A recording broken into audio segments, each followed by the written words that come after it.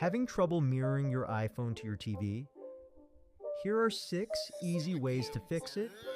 First, force restart your iPhone by quickly pressing volume up, then volume down, and holding the power button until the Apple logo appears. Second, restart your TV. It may just need a refresh. Third, make sure low power mode is off.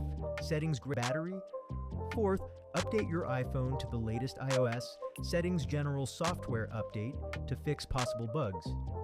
Fifth, reset all settings. Settings General Transfer or Reset iPhone then reset all settings. This won't delete your data, but will fix misconfigured settings. Lastly, make sure your iPhone and TV are on the same Wi-Fi network. Screen mirroring won't work otherwise. Try these steps and see if the issue is resolved. If you have other tips, share them in the comments. Thanks for watching. If this was helpful, don't forget to subscribe my channel. It really supports me.